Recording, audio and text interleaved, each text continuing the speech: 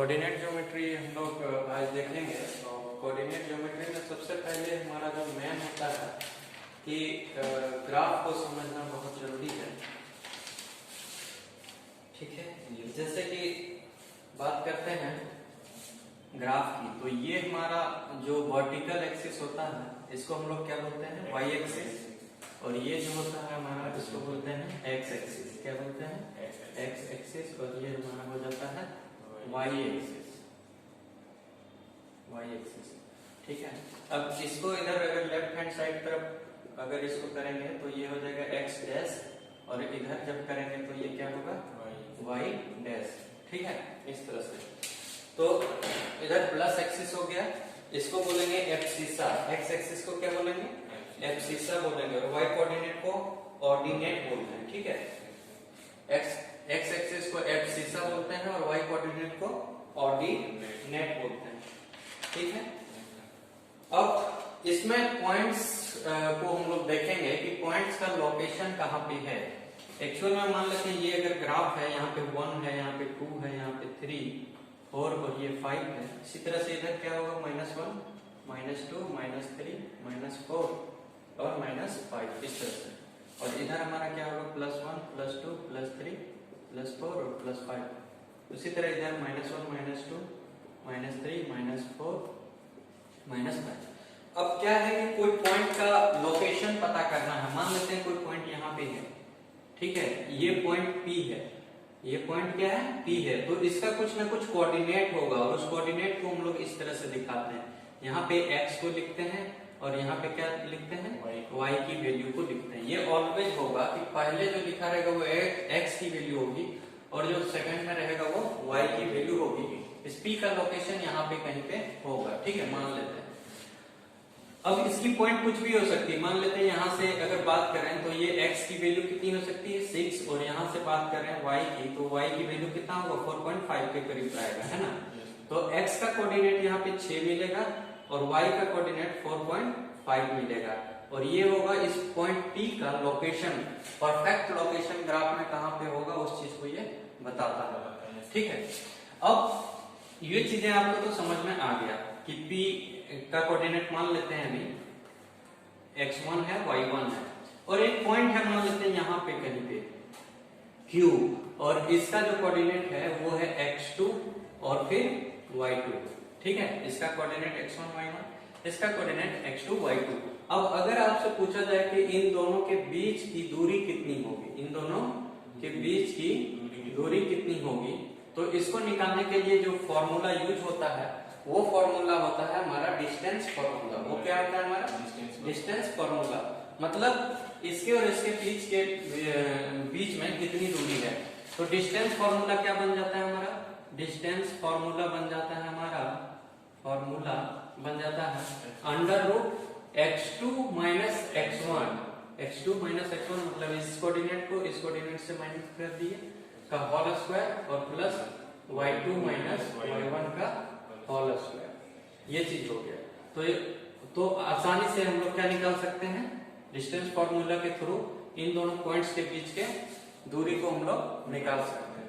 ठीक है, एक एग्जांपल लेते हैं हम लोग, एक एग्जांपल लेते हैं। मान लेते हैं कोई पॉइंट P दिया हुआ है, P, इसको निकालते हैं।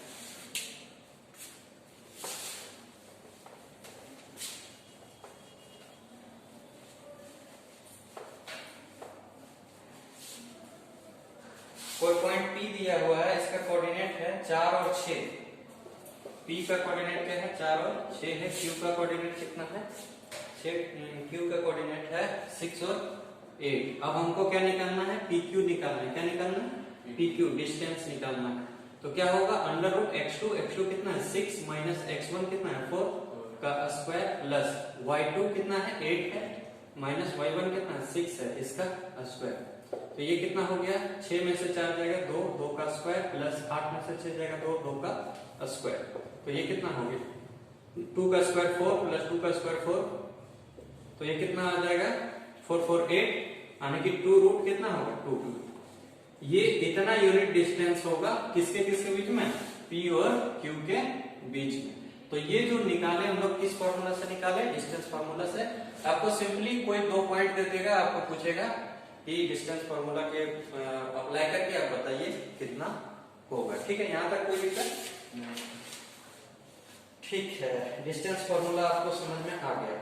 अगर डिस्टेंस फॉर्मूला, इसको फिर रिमूव कर रहा हूं, आप ऐसा नहीं कंफ्यूज करिएगा कि पी किस मतलब x1 कौन होगा x2 कौन होगा, वो डजंट मैटर।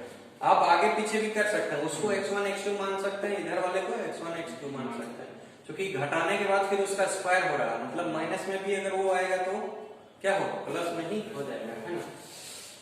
ऐसे देखिए, अगर कोई इस तरह से है, यहाँ पे ये ओरिजिन कहलाता है, ओरिजिन का कोऑर्डिनेट हमेशा 0 0 होता है, मतलब यहाँ पे x की वैल्यू 0, y की वैल्यू 0। यहाँ से एक को कोई पॉइंट P है मान लेते हैं, इसका कोऑर्डिनेट दिया हुआ है मान लेते हैं, इसका कोऑर्डिनेट मान लेते हैं x है और y है, तो OP निकालना है। इस ओरिजिन को O पॉइंट दे दिए और एक पॉइंट P था जो x y कोऑर्डिनेट का था। तो अब हमको डिस्टेंस जो चाहिए ओरिजिन से चाहिए P के बीच के दूरी, तो OP बराबर कितना हो जाएगा, वो x माइनस 0 का होल स्क्वायर, अरे x2 माइनस x1 है ना, प्लस y2 माइनस y1, तो y माइनस 0 का होल स्क्वायर। ये बेसिकली कितना आएगा, under root x square plus y square. तो अगर आपको कहे कि ओरिजिन से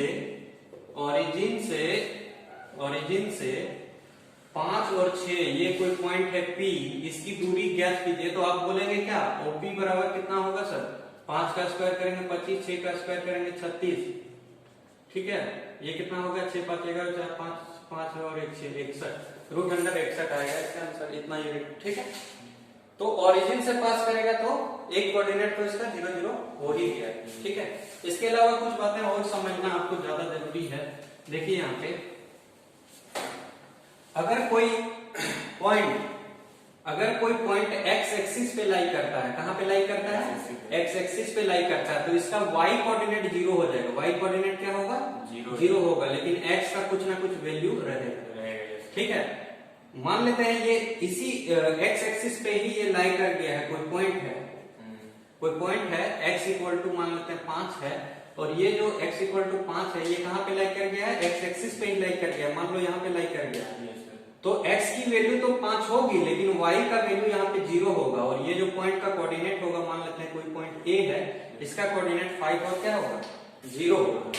बात समझ में आ रहा है? अगर वो एक्सिस में ही लाई करता है तो y कोऑर्डिनेट 0 हो जाएगा, x की वैल्यू लेकिन कुछ ना कुछ होगी।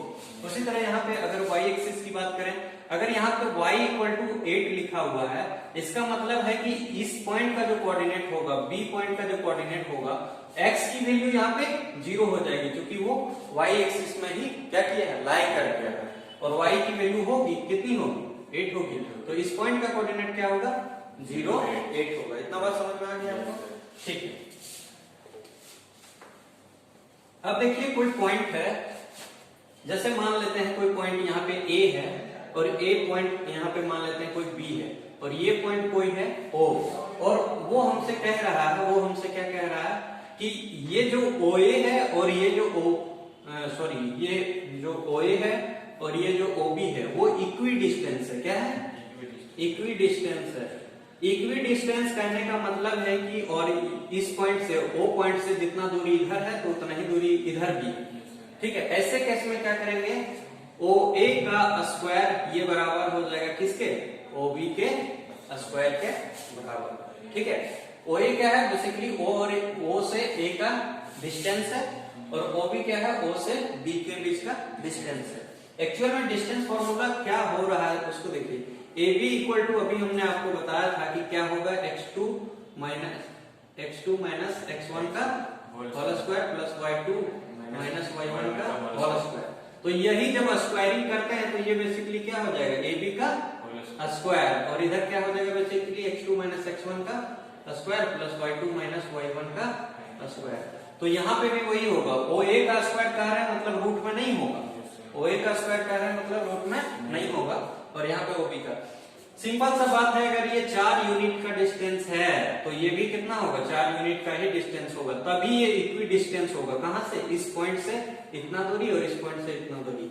ठीक है, तो आपसे इक्वी डिस्टेंस करके देगा, 2 पॉइंट दिया रहेगा, अगर इस पॉइंट का कोऑर्डिनेट नहीं मालूम है तो इसको आप XY मान लेंगे। जैसे एक एग्जांपल लेते हैं यहाँ पे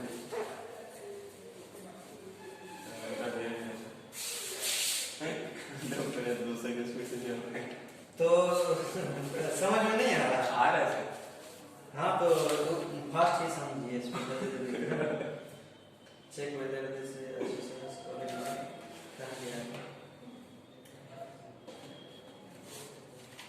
इक्विडिस्टेंस।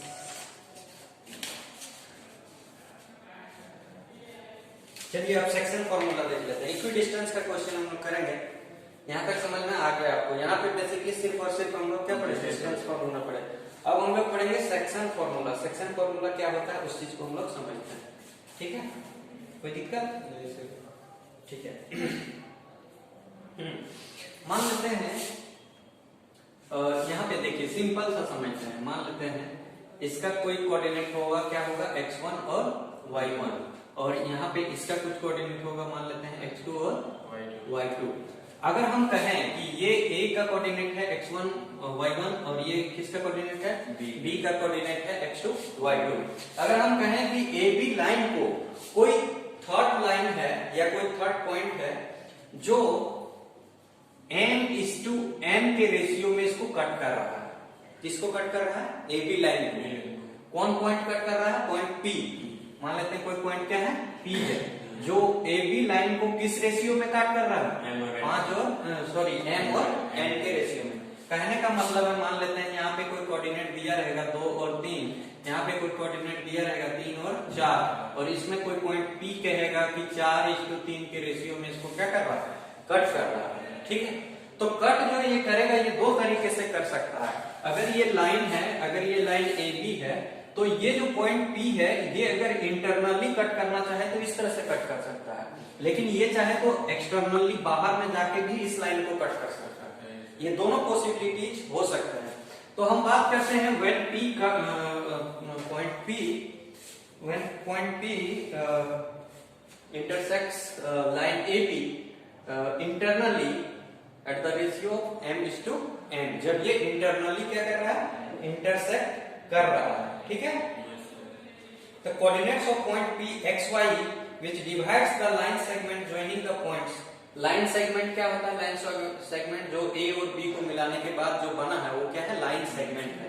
पॉइंट P क्या कर रहा है, ये जो लाइन सेगमेंट AB है उसको डिवाइड कर रहा है किस रेशियो में, m:n के रेशियो में। मतलब समझिए कि कोई धागा है, इस धागा को हमको कट करने के अलग अलग तरीके हो सकते हैं। इसका लेंथ अगर 6 सेंटीमीटर है तो हम चाहे कि इसको 2 सेंटीमीटर इधर कट कर दें और 4 सेंटीमीटर इधर कट कर दें, है ना। तो ये जो हो रहा है ये हमारा P पॉइंट का काम कर रहा है कि m:n के रेशियो में उसको कट कर रहा है, इंटरनली उसको क्या कर रहा है, बाइसेक्ट कर रहा है, कट कर रहा है। ठीक है, यहाँ तक कोई दिक्कत? m:n कर रहा। अब देखिए, अब इस पॉइंट P, जो पॉइंट P है इसका अपना कुछ कोऑर्डिनेट होगा, इसका अपना कुछ कोऑर्डिनेट होगा। मान लेते हैं क्या होगा, x और y होगा। ठीक है, x और y होगा। ठीक है, इसका कोऑर्डिनेट तो क्या होगा बताइए। ये जो m है ये इसके x2 से मल्टीप्लाई होगा और ये जो n है ये इसके x1 से मल्टीप्लाई होगा। तो क्या होगा बताओ, m into x2 plus n into x1 divide by m plus n, जिस रेशियो में ये कट हो रहा है उन दोनों का ऐड, ये किसके बराबर होगा, ये इस x कोऑर्डिनेट के बराबर होगा।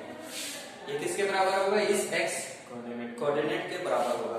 तो इसका अगर y कोऑर्डिनेट निकालना हो तो क्या होगा, देखो m को किससे, y2, m y2 होगा प्लस n क्या होगा, n y1 होगा divide by m plus n होगा। तो इसका किसका कोऑर्डिनेट मिल गया, P का कोऑर्डिनेट मिल गया। अगर हम इसको कोऑर्डिनेट के फॉर्म में लिखना चाहे तो P यहाँ पे क्या होगा बाबू बताओ, m x2 plus n x1 divide by m plus n, और यहाँ पे क्या होगा m y2 plus n y1 divide by m plus n। ये किसका कोऑर्डिनेट होगा, ये P का कोऑर्डिनेट होगा। इसका कोऑर्डिनेट पता चलेगा। ठीक है, यहाँ तक कोई दिक्कत? हाँ अभी रुक जा। ठीक है, ये समझ में आ गया। ये कब होगा, जब इंटरनली बाइसेक्ट कर रहा है। ये कब होगा, जब इंटरनली बाइसेक्ट कर रहा हो, internally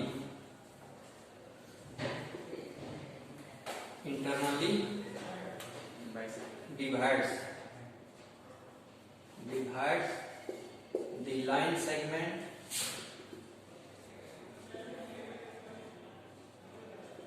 AB at ratio m/n। ठीक है, कौन सा point? Point P internally divides the line segment AB at the ratio of m/n, तब प्लस में होगा। और जब एक्सटर्नली बाइसेक्ट करेगा तो प्लस की जगह सिर्फ आपको क्या कर देना होगा? माइनस कर देना होगा। नीचे सेम रहेगा, सिर्फ ऊपर में माइनस होगा यहाँ पे। ठीक है, तो क्वेश्चन पे डिपेंड करेगा कि वो इंटरनली बाइसेक्ट करके पूछ रहा है या एक्सटर्नली बाइसेक्ट करके पूछ रहा है। अगर इंटरनली बाइसेक्ट करके पूछ रहा है तो प्लस होगा, और अगर एक्सटर्नली बाइसेक्ट करके पूछ रहा है तो वहां पे माइनस होगा। लिखिए जल्दी।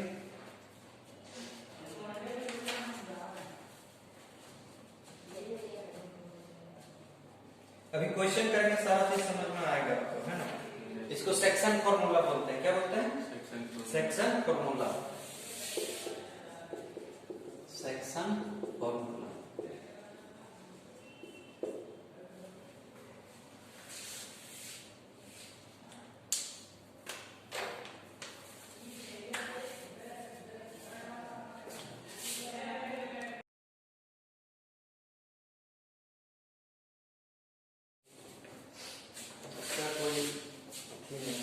देखिए, अगर स्पेशल केस की बात करते हैं, स्पेशल केस की बात करते हैं कि अगर कोई लाइन है, इसका कोऑर्डिनेट मान लेते हैं ए पॉइंट पे क्या है? x1 y1 है, और कोई पॉइंट बी है, इस पे क्या है? x2 और y2 है। अब हम कह रहे हैं कि ये जो लाइन AB था, इसको कोई पॉइंट P जो है वो कट कर रहा है k:1 के रेशियो में। किस रेशियो में? k:1 के रेशियो में। मैं लिख देता हूं, P is the point which divides the line segment। line segment किसको बोलेंगे? AB को बोलेंगे। the line segment AB at the ratio of कितना? k:1 के रेशियो में। जब भी आपको अगर ये दिया ना रहे कि किस रेशियो में कट कर रहा है, तो आप मान लेंगे कि सर k:1 के रेशियो में कट कर रहा है।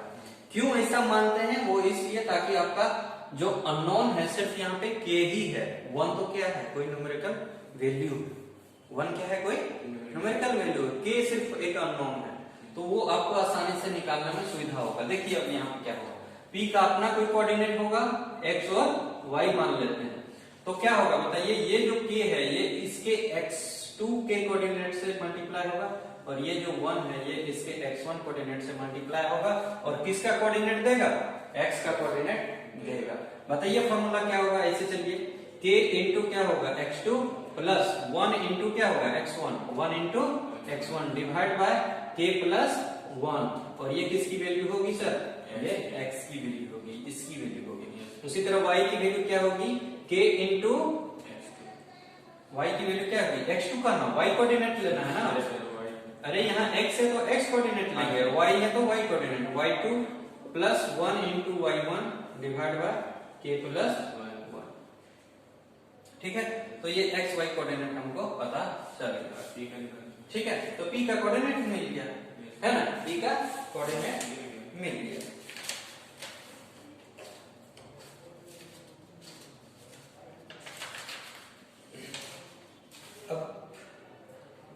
अब देखिए, इस पे एक क्वेश्चन हम लोग करते हैं। Example number 6। एग्जाम्पल नंबर 6 है, find the coordinates of the point which divides the line segment joining the points 4, -3 और 8, 5 in the ratio of 3:4 internally। ठीक है, क्वेश्चन नंबर 6 एग्जाम्पल क्या कह रहा है? 2 पॉइंट दिया हुआ है, 2 पॉइंट दिया हुआ है। वो 2 पॉइंट क्या क्या है? 4, -3 और 8 और 5। 8 और 5 ये 2 पॉइंट दिया हुआ। मान लेते कोई पॉइंट ए था, कोई पॉइंट बी था, ये दोनों लाइन सेगमेंट ज्वाइन हो रहा है। है ना। इसको बोल रहा है कि कोई मतलब पॉइंट है P, मान लेते हैं P है, इसका कोऑर्डिनेट क्या होगा x y, और ये किस रेशियो में इसको डिवाइड कर रहा है वो भी दिया हुआ है 3:1, किस रेशियो में 3:1, कैसे इंटरनली डिवाइड कर रहा है, कैसे कर रहा है इंटरनली डिवाइड कर रहा है। जब इंटरनली डिवाइड करता है तो क्या होगा प्लस होगा, है ना। यहां से देखिए 3:8 करेंगे, 3:8 करेंगे प्लस 1:4 करेंगे, डिवाइड बाय क्या होगा 3 + 1।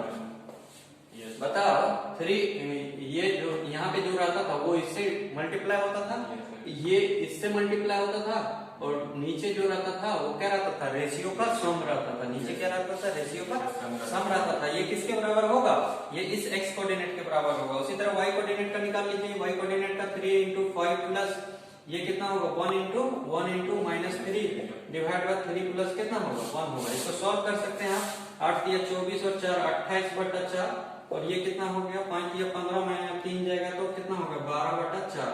इसको कट कर सकते हैं आप, है ना।